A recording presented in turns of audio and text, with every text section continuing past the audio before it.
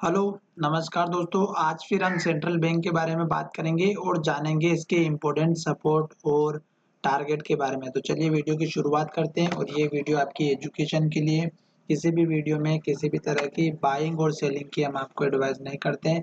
फिर भी अगर आप ट्रेड करते हैं तो अपने फाइनेंशियल एडवाइजर से ज़रूर कंसल्ट करें। आज हम यहाँ पर जो आपको बताने वाले हैं दोस्तों, वो आपके लिए बहुत ही खास होने वाला है। और अगर आपने अभी तक अपना डीमैट अकाउंट ओपन नहीं किया है तो सबसे पहले डीमैट अकाउंट ओपन कर लीजिएगा। मैंने डिस्क्रिप्शन में लिंक प्रोवाइड कर रखी है।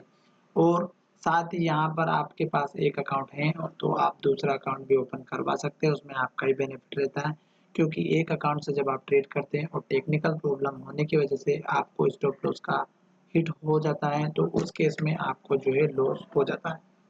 तो आपका दूसरे अकाउंट में जो 50% का अमाउंट रहेगा उससे आप सेफ ट्रेड कर सकते हैं। अब यहाँ पर देखिएगा, स्टॉक में जो आपके लिए मैं आज बताने वाला हूँ वो बहुत ही इम्पोर्टेंट है और ध्यान से आपको समझना है और बिल्कुल भी कंफ्यूज नहीं होना है।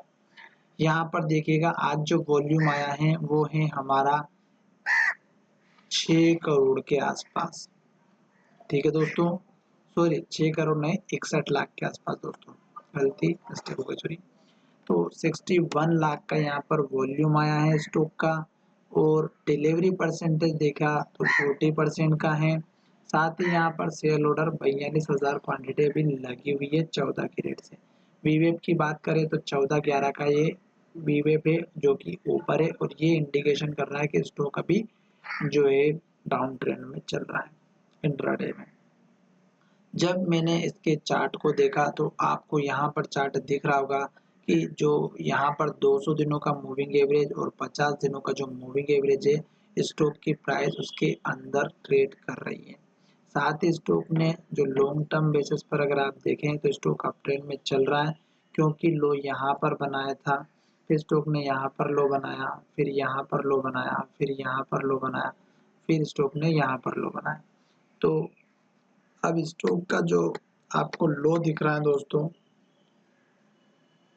वो आपके लिए सबसे इम्पोर्टेंट है, क्योंकि स्टॉक में जो लो है ये आपका सपोर्ट लेवल होता है और स्टॉक अभी रेंज के अंदर ट्रेड करता हुआ नजर आ रहा है। क्यों? क्योंकि स्टॉक ना तो इस कैंडल के लो को यानी कि इसके हाई को ब्रेक कर रहा है और ना ही कैंडल इस लो के आसपास और इस लो के आसपास ट्रेड कर रहा है। साथ ही 3 दिनों से रेड कैंडल बन रही है।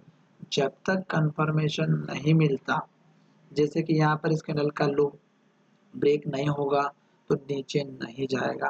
और स्टॉक अगर इस लेवल को ब्रेक नहीं करेगा और क्लोजिंग हाई के पास नहीं देगा डिलीवरी परसेंटेज के साथ में, तो स्टॉक ऊपर नहीं जाएगा, पहली बात।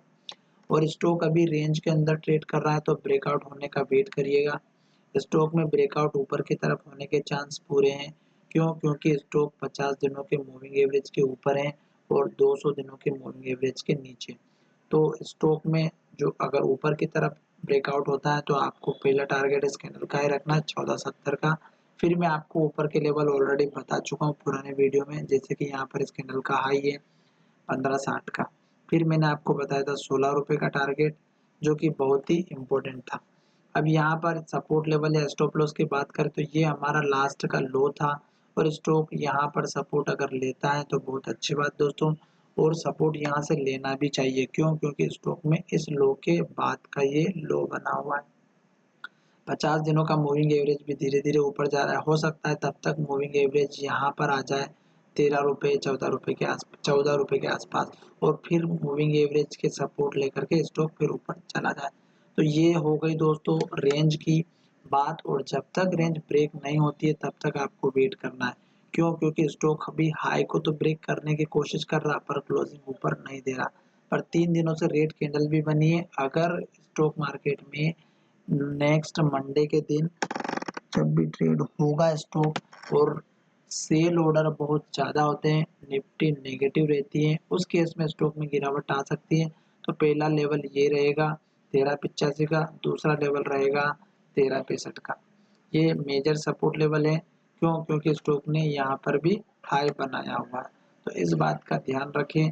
और अभी स्टॉक लॉन्ग टर्म में देखा जाए तो अपट्रेंड में